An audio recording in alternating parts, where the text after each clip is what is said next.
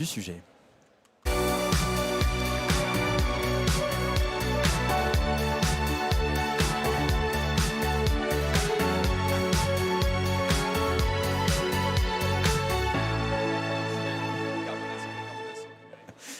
Bonjour Laurent Barbezieux, Bonjour. cofondateur d'Axio, on est bon, et Julien Rouzet, cofondateur de Soft. Bonjour. C'est bon, je suis Parfait. parfait. Bon, Laurent, comment on va parler de sobriété numérique, hein, voilà, avec vous deux dans cette séquence, comment est né Axio? Alors Axio, donc on a commencé en 2020, c'est parti d'un constat assez simple, qui est que toutes les entreprises vont devoir s'occuper sérieusement de la transition bas carbone, et donc ça commence par mesurer son empreinte carbone et trouver des moyens pour la réduire. Et on n'avait aujourd'hui pas vraiment d'outils pour le faire efficacement, donc ça se fait historiquement plutôt sur Excel. Donc l'enjeu, c'est comment on peut digitaliser et gagner en productivité sur ces sujets. Julien, Soft, c'est une green tech fondée. Alors, t'éloigne pas trop par là parce que la caméra vient vers moi plutôt. Voilà. Parfait. Julien, Soft, c'est une green tech fondée en 2021. Raconte-moi le projet. Alors exactement, nous donc on est une green tech spécialisée dans le green IT. On a été fondé en 2021, donc on a à peine 2 ans. On était incubé dans le programme d'accélération de la BNP à Station F. Maintenant, on rentre tout prochainement dans le programme d'accélération d'Orange. Et notre métier, donc, c'est venir aider les grands comptes et les ETI à décarboner leur IT. Concrètement, vous proposez quoi, l'un et l'autre, dans les solutions? Alors, nous, on a un hybride entre un logiciel, donc une plateforme SaaS, et des consultants pour accompagner nos clients. On travaille avec des ETI, des PME dans tous les secteurs. Et on les aide à collecter les données pour mesurer ce qu'on appelle leur empreinte carbone. Donc on calcule un bilan carbone. Puis on définit des trajectoires de réduction pour identifier les leviers opérationnels concrets pour réduire les émissions. Et donc c'est typiquement une mesure qu'on met à jour chaque année pour voir comment l'entreprise évolue dans le temps. Et de ton côté? Alors nous, on se positionne comme des tech providers. Donc Okay. on va fournir un logiciel au DSI, donc au directeur informatique des entreprises, donc ETI et grands comptes, pour les aider d'abord à collecter la donnée, parce que c'est généralement là le point un peu douloureux quand on veut évaluer l'empreinte environnementale de quelle que soit la dimension. Donc on industrialise la collecte, on mesure de manière donc dynamique, et ce qui nous permet ensuite de dessiner une trajectoire de décarbonation et de distribuer les actions à toutes les parties prenantes de la DSI. Donc si je comprends bien, Soft pourrait être intégré dans Axio. Enfin, Tu as très bien compris, voilà. parce que c'est justement l'objectif avec des plateformes comme Axio, c'est de pouvoir fournir de la donnée granulaire et spécialisée Green IT dans des plateformes qui sont gérées de manière globale par la RSE. Et effectivement, un des challenges qu'on a côté Axio quand on veut faire une empreinte carbone, c'est qu'on a des sujets IT, mais on a également la même chose sur la logistique, les bâtiments, les déplacements des collaborateurs, et on a besoin de plateformes métiers dédiées sur la mesure d'impact, sur laquelle on peut se connecter. Comme ça, on peut gagner du temps avec les équipes pour avoir une vision complète sur la décarbonation de l'entreprise. Julien te fait gagner du temps Tout à potentiellement. fait. Voilà. Ces données me font gagner un temps fou. La sobriété numérique, est-ce que c'est le prochain enjeu RSE finalement des entreprises? Alors, c'est déjà un enjeu en fait pour les entreprises. Le niveau d'importance de l'enjeu va dépendre du type d'entreprise. Pour une entreprise qui n'est pas très numérique, je ne sais pas, une entreprise industrielle, elle a certes de l'IT, mais le cœur de ses émissions sont dans ses process industriels, dans la logistique. Donc là, il y a un enjeu, comme pour tout le monde, de réduire l'empreinte de son empreinte informatique, s'assurer que le cloud est dans des pays bas carbone, etc.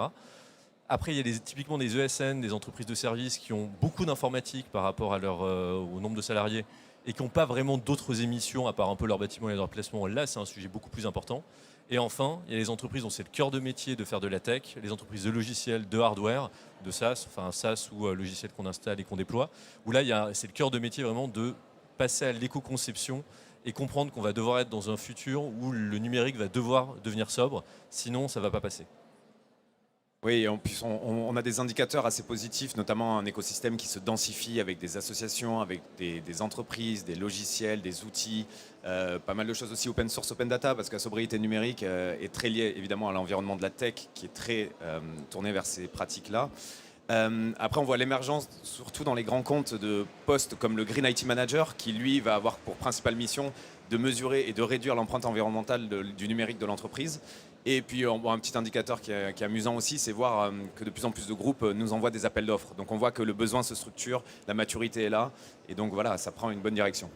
Que ce soit une PME ou alors c'est pas tout à fait la même chose à mon avis la réponse, mais une PME ou un grand groupe, finalement, par quoi on commence quand on se pose cette question de la sobriété numérique? Il y a un peu une étape préliminaire, c'est de se former au sujet, de comprendre les enjeux et de sensibiliser les collaborateurs. Donc typiquement sur le numérique, il y a la fresque du numérique. De manière plus générale, il y a Atelier d'automne, fresque du climat. Il y a l'Institut du numérique responsable qui permet de donner les clés de compréhension. C'est important parce qu'on a besoin d'avoir la direction et les opérationnels qui s'embarquent là-dedans. Ensuite, on doit mesurer parce que sinon on ne sait pas où on va. Donc on peut commencer par un bilan carbone général, par exemple, sur l'ensemble des activités de l'entreprise et voir là où sont les gros enjeux. Puis après, on pourra affiner sur le numérique si on voit que c'est là il y a les enjeux et on peut faire appel à Soft. Et une fois qu'on a les gens dans les entreprises qui ont compris les enjeux et qu'on a la photo des émissions, là on peut commencer à identifier des actions de réduction. Un point important, il faut à ce moment-là également se poser la question de c'est quoi la gouvernance, qui est décisionnaire, qui travaille sur quoi. Sinon les actions, aussi belles soient-elles sur le papier, elles ne vont jamais pouvoir être mises en œuvre. Julien, sur les actions à mettre en place? Ouais, souvent ce qu'on voit, c'est que, alors généralement il y a des outils, notamment comme Axio, qui sont mis en place au niveau de la RSE, et en fait ça permet justement de mettre en place cette fameuse gouvernance et faire ensuite percoler les objectifs environnementaux au sein des différentes, on va dire, directions fonctionnelles, que ce soit l'IT, les achats, la supply chain, etc. Donc ça c'est très important déjà, ça nous balise quelque part le terrain et ça fait augmenter la maturité de l'entreprise. Après, ce qu'on voit régulièrement aussi sur la partie vraiment plus spécifiquement numérique, c'est la sensibilisation des collaborateurs à travers des dispositifs comme la fresque du numérique, comme des escape games en ligne comme The Walkies par exemple, qui fait ça très bien sur le numérique responsable. Donc voilà, c'est vraiment des premiers petits pas, c'est vraiment former et sensibiliser les collaborateurs. Et les entreprises qui ont des data centers, on fait comment? Qui ont en propre des data centers? Oui. Ouais. Alors, il y en a beaucoup maintenant qui migrent vers le cloud, c'est ce qu'on appelle le move to cloud. Attention, le cloud n'est pas immatériel, qu'on soit bien d'accord, c'est quand même des serveurs qui tournent, c'est certes plus optimisé, plus mutualisé, mais il y a toujours du matériel et de l'électricité consommée. En général, on va venir essayer de mesurer, c'est ce dont parlait Laurent, c'est par exemple les ESN ou même les grandes entreprises ont souvent des data centers qui leur appartiennent. Et donc là, nous, on travaille avec quelques grands acteurs qui ont leur propre data center et les aider à mesurer justement l'empreinte de ces bâtiments très énergivores. Non, c'était sur la même question. Sur le sujet du cloud, on voit que les gros acteurs, GAFA et autres, comparé à il y a 2-3 ans, maintenant commencent à fournir des données là-dessus. Ce qu'il faut voir, c'est qu'il faut déjà avoir les data centers des endroits où l'électricité est bas carbone, puis optimiser ce qu'on appelle le PUE, Power Usage Effectiveness, la part entre ce qui est consommé par les ordinateurs et par le data center. Donc typiquement, il y a des sujets d'optimisation de la climatisation et autres. Il y a un sujet de mutualisation de l'infrastructure, de virtualisation pour utiliser un minimum de ressources machines par rapport à ce qu'on va utiliser comme service. Et donc ça, c'est des sujets qui nécessitent une vraie expertise pour une entreprise qui gère en interne son cloud, donc ses data centers. C'est pour ça qu'on a ce move to cloud, parce qu'on voit que c'est des sujets qui sont assez complexes à mettre en œuvre en interne. Alors hors ESN, une boîte qui se monte, une jeune boîte qui se lance, comment on gère sa sobriété numérique quand on lance une start-up? Nous, on a un peu les deux sujets. On a une plateforme logicielle et on a des consultants. Sur la plateforme logicielle, c'est se dire quelle est la méthode la plus simple et la plus légère pour rendre le service. Donc typiquement, on ne va pas avoir des vidéos partout pour expliquer, pour faire un product tour, parce qu'en fait, le vrai impact est sur la vidéo et on peut faire sans dans tous les cas. Par contre, ça nécessite de bien réfléchir son UX et sa vision produit en amont.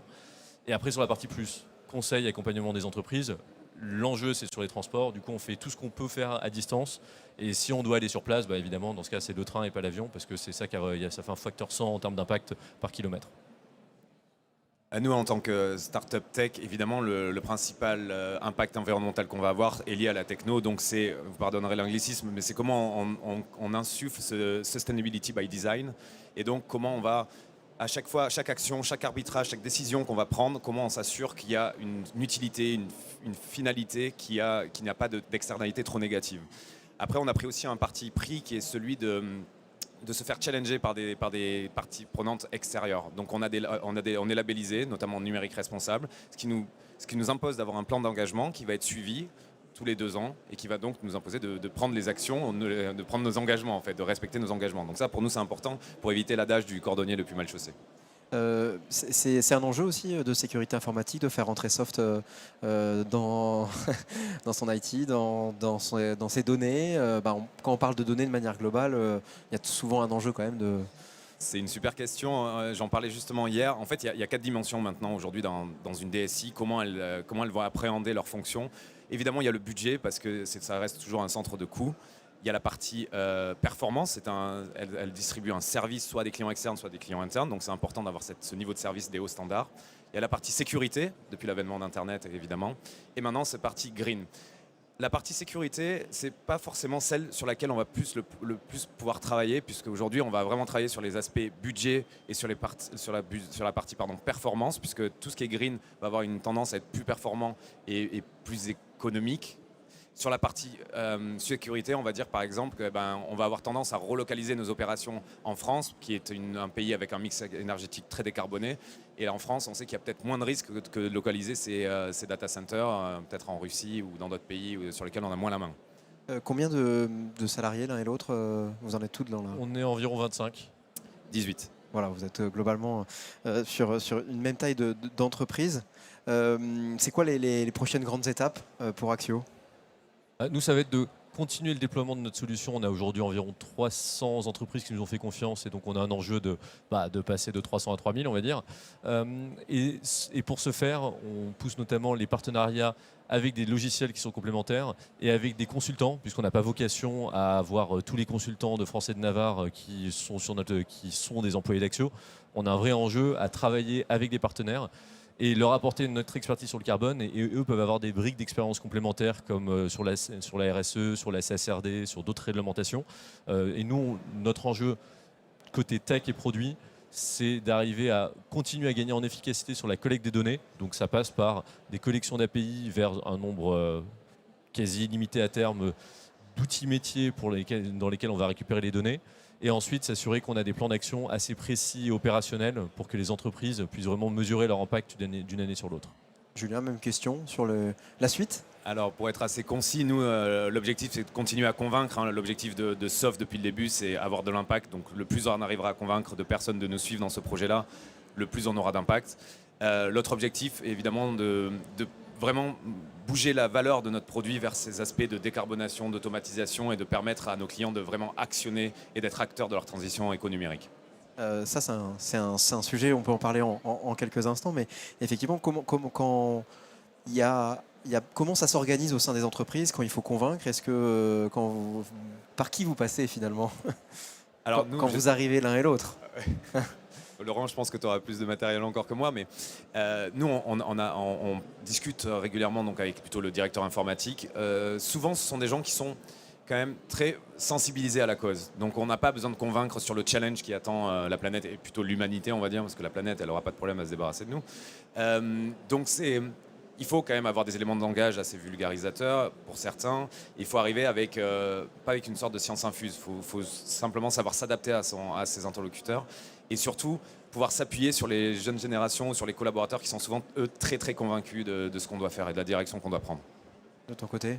Nous, on rentre plutôt par la porte de la RSE plutôt que par l'IT, vu que c'est cette fonction-là qui porte le sujet carbone au global.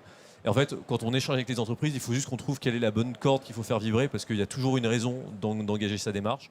Est-ce qu'on a des obligations réglementaires qui sont déjà là ou qui arrivent?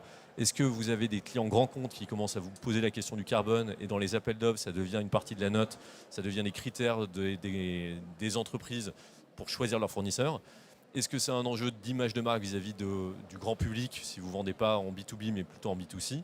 Est-ce que c'est un enjeu d'attractivité pour votre marque employeur? Est-ce que c'est un enjeu de rétention pour vos salariés? Donc ce n'est pas les sujets qui manquent. Et il y a un dernier sujet, ça devient un enjeu pour les fonds d'investissement, private equity, et pour les banques, de s'assurer qu'on investit dans des entreprises qui vont être du bon côté de la transition. Donc que ce soit un driver réglementaire, business, RH ou financier, toutes les entreprises, on arrive à les convaincre d'engager une démarche carbone. Vous parlez de financement. Vous, concernant vous, on est ici à Big, à l'Accor Arena, l'événement de BPI France. Vous portez tous les deux le coq vert. Dites-moi un peu plus sur un événement comme celui-ci, ça vous inspire quoi? Alors Big, c'est toujours très spectaculaire. Moi, c'est la deuxième fois que je participe.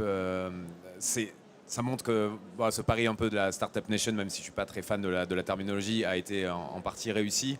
Et la BPI est clairement un soutien, un support quand on monte un projet comme le nôtre avec Laurent, en termes de financement, en termes de soutien, en termes même d'organisation d'écosystème. Pour nous, c'est vraiment un acteur sur lequel on compte.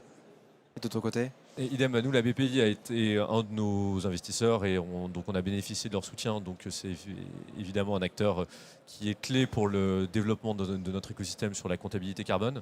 Et plus spécifiquement, c'est pour parler du coq vert, ce qui est intéressant, c'est qu'on voit que la France est quand même un pays qui a une position assez leader sur les sujets de transition écologique, comptabilité carbone. On bénéficie du travail de fond qui a été fait pendant les décennies précédentes par l'ADEME, le ministère de la Transition, pour avoir des données d'excellente qualité qu'on n'a pas dans d'autres pays.